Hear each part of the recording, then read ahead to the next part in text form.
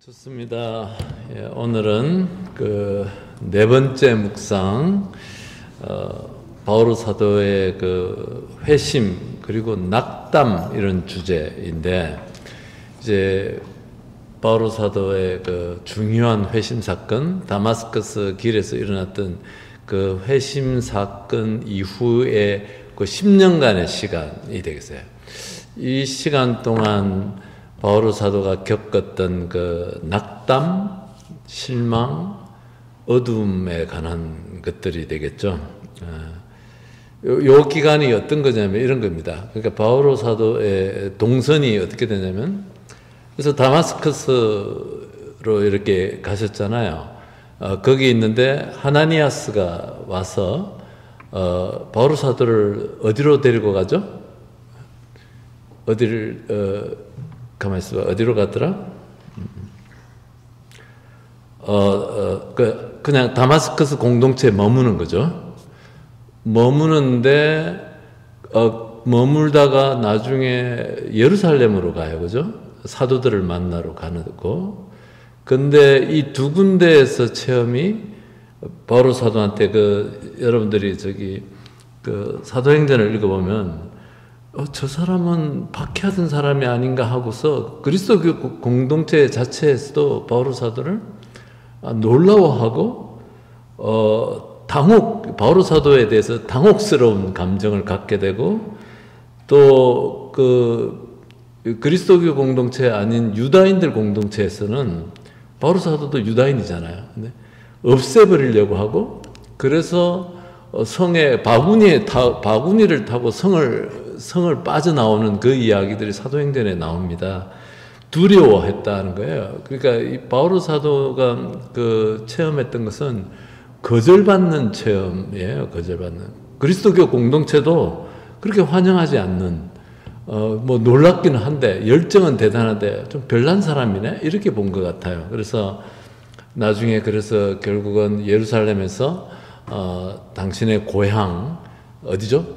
타르수스죠. 터키의 타르수스 지역에 가 있을 때 아마 시르이와 낙담, 그래서 그게 한 10년 정도 다들. 그래서 타르수스에서 고린토 후서에 나오는 어떤 당신이 이제 시르이와 낙담 속에 있을 때 어떤 신비한 체험들을 하게 되고, 그 신비한 체험 이후에 바르나바 사도가 와서 이 바오로를 이렇게 같이 다시 안티오키아라는 곳에 가서 안티오키아를 중심으로 해서 소아시아의 선교 여행을 다니는 그 시기, 예. 이렇게 동선이 이제 이런 시기죠. 그래서 이제 한 10여 년 동안 타르소스에서 낙담의 시간을 보냈다, 이렇게 주교님께서 얘기하시는데 충분히 성서적 근거를 갖고서 얘기하신다고 생각이 됩니다. 그래서 그때 한번 이 회심하고 난 다음에 낙담의 시기, 요 시기의 의미에 대해서 우리가 이제 한번 살펴보는 거죠. 자신을 받아들이지 않았던 공동체, 다마스커스, 예루살렘, 그리고 다마스커스에 있었던 유대인 공동체는 죽이려고까지, 없애버리려고까지 했고, 또 그런 바오로를 프로텍트도 못 해줬을 뿐만 아니라 오히려 좀 짐스러워하는 그런 체험들을 바오로가 해서 바오로 생애에서 어둠과 고통이 가득했던 시기였다, 이렇게 주교님께서는 얘기하고 계십니다. 그래서 근데 이 어둠과 고통은 바오로 사도의 회심 사건 이후에 그 회심의 진정한 동기와 순도를 높이기 위한 필연적으로 겪어야 했던 고통을 깊혀야 했던 시기, 정화의 시간이었다, 이렇게 얘기하고, 정말 그 이후에 열렬한, 정말 우리가 알고 있는 바오로 사도로 정말 열성을 갖고 전 그 지역을 다 다니면서 예수 그리스도를 전하는 열렬한 사도로서의 그 사명을 살아가는 그 밑거름이 되는 그 정화의 시간, 순도를 높이는 시간, 성숙의 시간, 이렇게 그 낙담의 시간을 10년으로 이렇게 보시는 겁니다. 그래서 이제 그 바오로 사도의 께서 서간을 쓰시기 시작한 것이 제일 먼저 쓰여진 그 서간이 테살로니카 전서, 이렇게 우리 보통 얘기하는데 기원 한 55년 정도 얘기를 해요. 그러니까 이 바오로 사도가 서간을 쓰시기 시작한 것은 그 시기, 이 낙담의 시간을 다 거쳐내고 그 당신의 그 어떤 회심 사건과 그 회심에 따라오는 그 낙담과 실망과 좌절과 또 실패의 체험들을 다 거쳐내고 나서 서간들을 쓰시기 시작했다, 이렇게 얘기하십니다.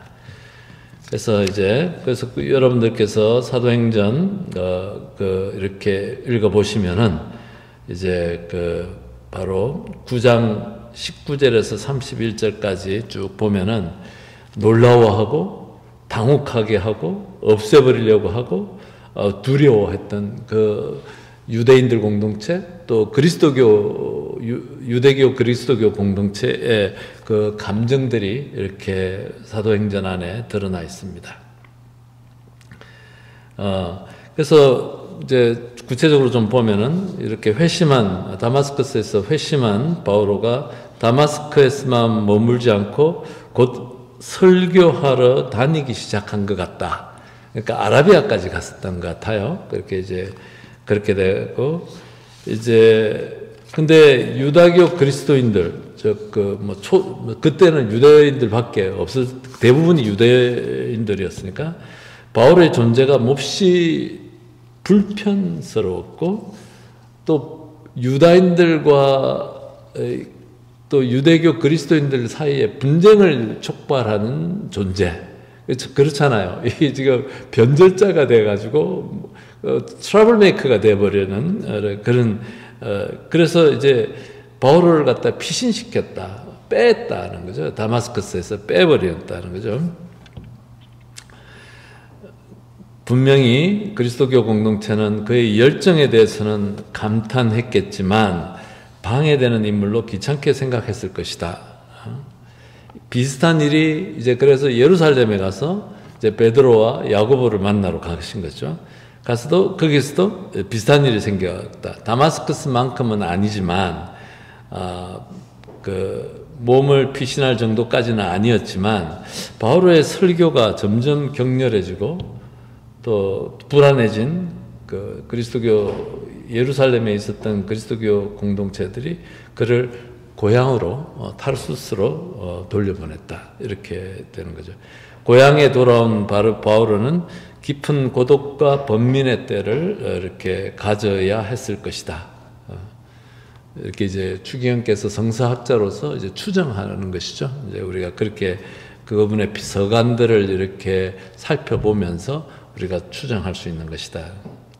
그래서 고린도 후서에 주님의 그 신비로운 체험, 그래서 셋째 하늘까지 올라가는 그 이야기가 고린도 후서의 12장, 말로 다 설명하지 이루 설명할 수 없는 그 체험들, 하느님의 말씀을 듣고, 그래서 그것에 의해서 두 번째 회심의 사건이 일어난다, 이렇게 얘기를 하시는 거예요. 그러니까 다마스커스의 첫 번째 회심 이후에 아주 실망과 또 그런 아까 얘기했던 낙담 속에 지내셨지만, 하지만 두 번째 회심, 하느님께서는 바오로 사도를 그 시간을, 그 10여 년의 시간을 통해서 단련시키고 정화시키고 아주 뜨거운 용광도에 넣어서 새를 두드려가면서 이렇게 준비시키신 시간이다, 이렇게 얘기를 하시는 것입니다.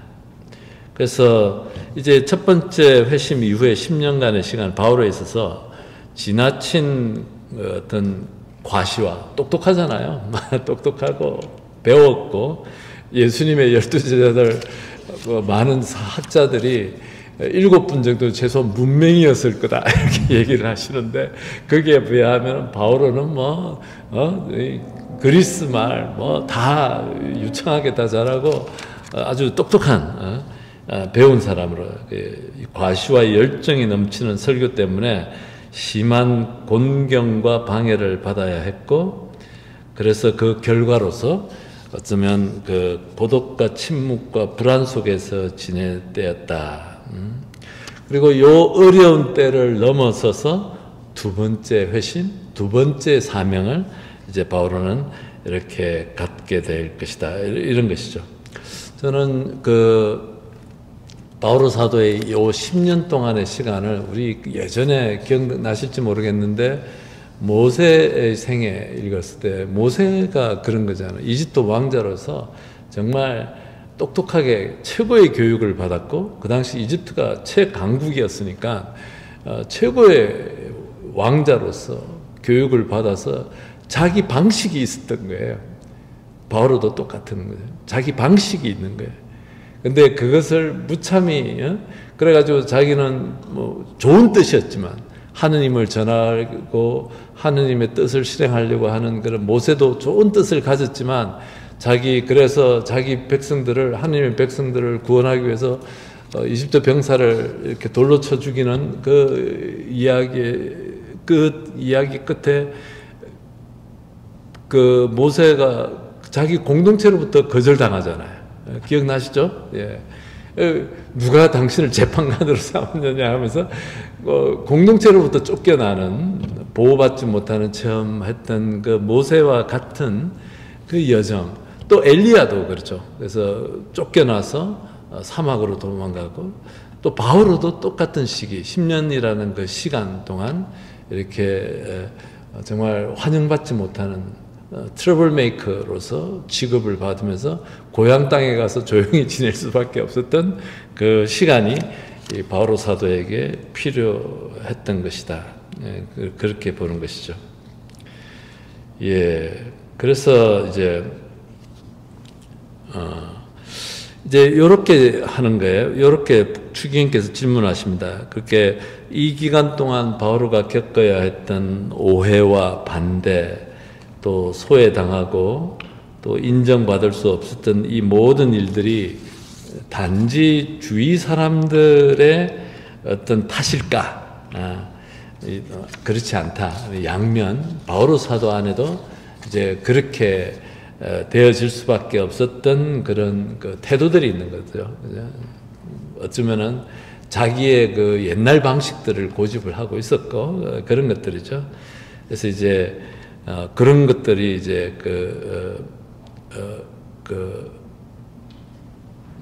이렇게 그거를 이제 좀 바오로 사도는 이제 순화되고, 이제는 그런 단지 이런 뭐라고 하죠? 지금까지 서 있던 장소나 신조 입장을 바꾸는 식의 회심이 아니라 완전히 하느님께 모든 것을 맡겨드려야 하는 그런 어떤 자기 포기, 하느님께 주도권을 넘겨야 하는 그것으로 나아간다는 거죠. 단지 신념을 바꾼 것이 아니다.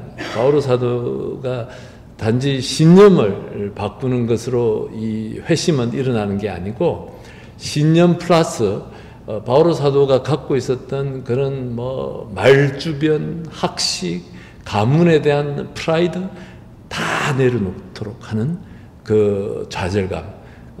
모세가 마치 이집트 왕자로서 자기의 방식들을, 자기가 어떻게 구원해야 될지 하는 그 자기의 방식들을, 자기의 주도권을 갖고 있었던 그것을 다 미디안 광야에서 다 내려놓았던 것처럼, 바오로 사도도 20년 동안 자기의 방식들조차도, 신념만이 아니라 방식조차도, 태도들조차도 다 내려놓게 하시는, 그렇게 하는 그 어둠의 시간들이고 또 성숙의 시간들이었다는 거죠. 그러니까 바오로는 요 10년 동안 시간 이런 거절당하고 낙담의 시간을 보내게 된 것은 바오로는 하느님이 예수 그리스도를 통해서 어떤 분이신지는 깨달았으나 그것을 전하는 방식들이 자기의 본성대로 습성대로 했던 것이다. 이런 표현을 쓰셔요. 주기현께서. 그러니까 자기의 방식은 아직 옛날 방식 그대로 하고 있다. 이런 얘기를 합니다. 그래서 이렇게 이러한 바오로의 이야기가 우리 자신의 것임도 우리가 알아야 된다는 거죠. 그러니까 이게 이제 바오로 사도만의 이야기가 아니라 우리들도 그렇다는 거예요. 하느님을 찾아가고 있는 우리도 우리의 하느님을 따르는, 믿고 따르는 신앙생활하는 동기를 더욱 순수하게 이렇게 다듬어야 된다는 것이죠. 모든 사건이나 상황 앞에서 우리를 지배하는 우리의 습성대로 하는 그 습성이 있다는 거죠. 그냥 내 방식대로, 내가 좋아하는 것들만, 내가 익숙한 방식대로, 내가 또 좋아하는 사람들과만 하는 이런 것들까지 포함하겠죠. 그래서 우리를 지배하는 이 습성대로 하기 때문에 그래서 우리의 회심이라는 것은 우리의 첫 번째 회심은 세례 때 회심이에요. 우리 세례를 통해서 우리가 바오로 사도가 다마스커스에서 일어났던 그 회심이 일어났던 것처럼 우리도 세례를 통해서 그 첫 번째 회심이 일어났는데 단지 뭐 신념을 바꾸고 또 뭐 내가 지켜야 될 것들로 지키고가 아니라 우리의 습관들까지, 태도들까지 또 정화되고 동기가 순화되어야 되고 하는 이런 것들이 포함되어진다는 것이죠. 예, 그래서 이런 쭉 그런 것들이 있고,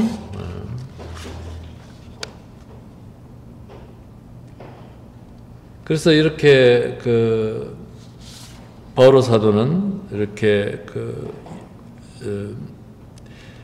다마스커스의 회심을 통해서 이해할 수 없는 그분의 섭리와 말씀이 일방적으로 주어지기만 했을 때 사랑은 우리 모두 인간은 원망을 하는 것이죠. 그러면서 이제 우리를 얘기를 하는 거예요. 우리도 교회 안에서 세례를 받고 나서 좀 열심히 신앙생활을 해보려고 성당 안에서 봉사하고 사람들을 만나고 정말 어떤 낭만적 신앙생활을 꿈꾸면서 이렇게 하는데, 근데 우리가 도대체 이해할 수 없는 상황, 도대체 이해할 수 없는 사람들을 만나면은 이렇게 번민에 빠지게 되고 낙심하게 되고, 그리고 주님이 이런 걸 주시기 위해서 저를 여기에 부르셨습니까? 라고 해서 하느님을 원망한다는 것이죠. 이게 하느님의 뜻입니까? 하면서 하느님 존재를 갖다가 의심하기도 하고, 여러분들 이제 성당에서 봉사하시면서 많이라기보다는 종종 하는 체험들이라고 저는 생각이 들어요, 여러분들이.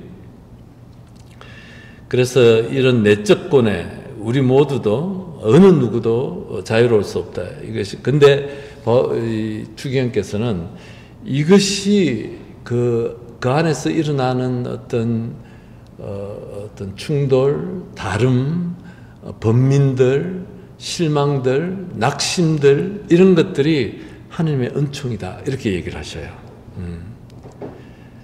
이런 것들을 통해서 우리의 신앙들이 정화되고 성숙될 수 있는 기회가 된다. 도망가는 게 아니라 그것을 바오로 사도처럼 맞닥뜨려야 되고 그 안에서 정말 이렇게 씨름해야 되고 하는 것이라고 이렇게 말씀하십니다.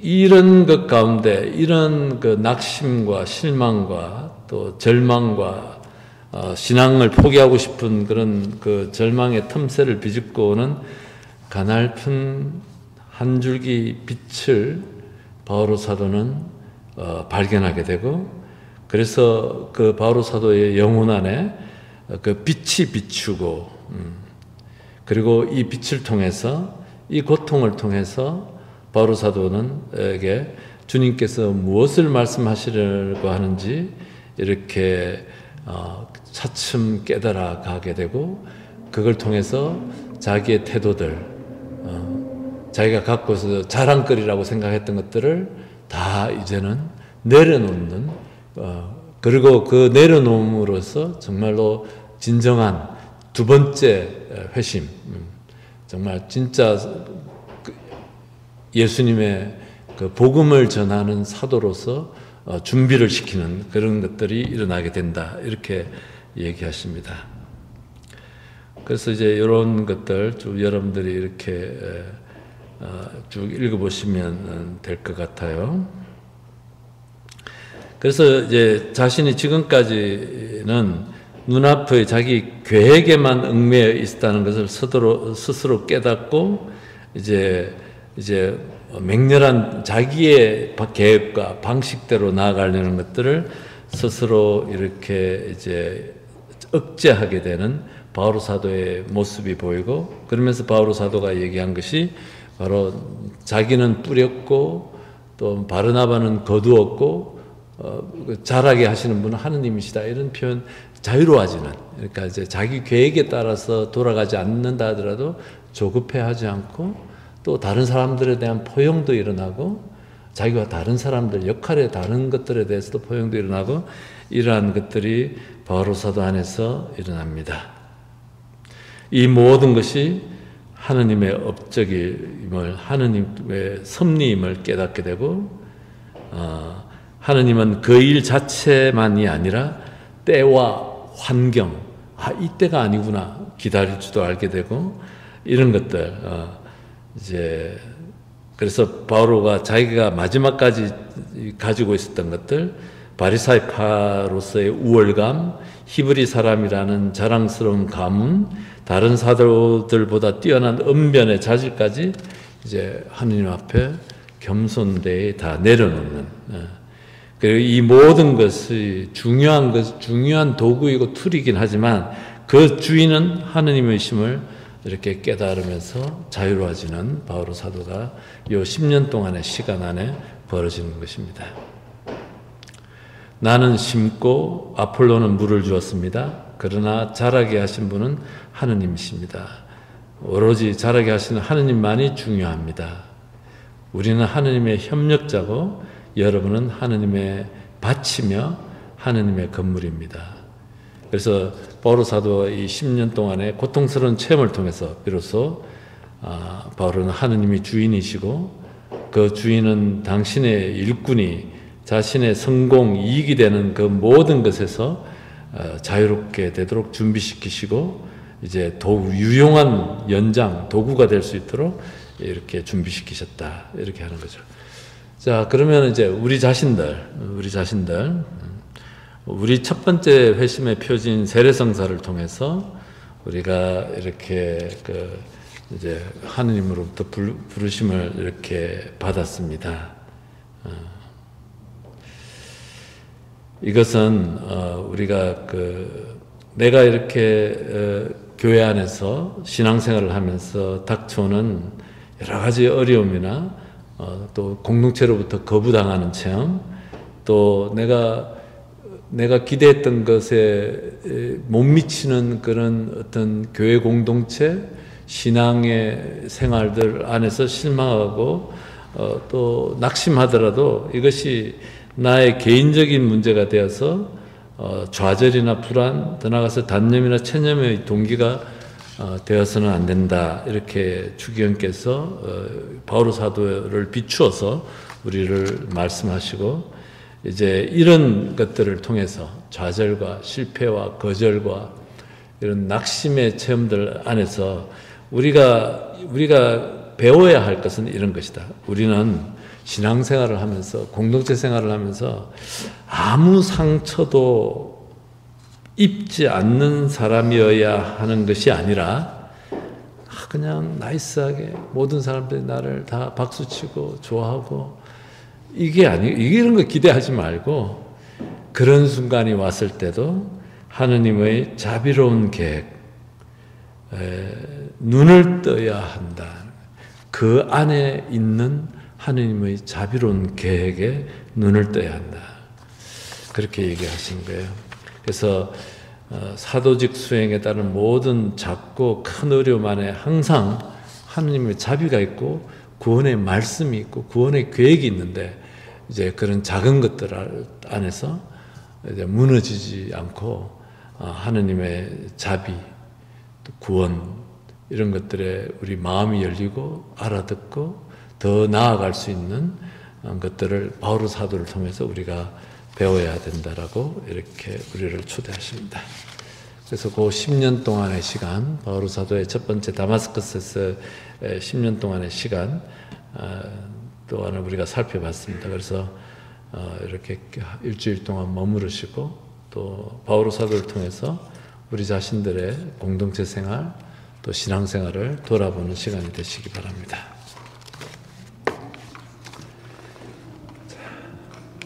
성부와 성자와 성령의 이름으로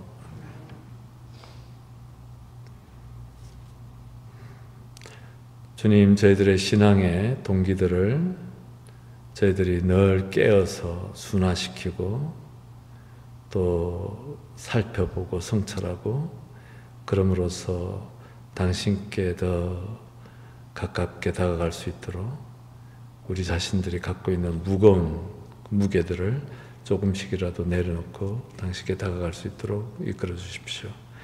영광이 성부와 성자와 성령께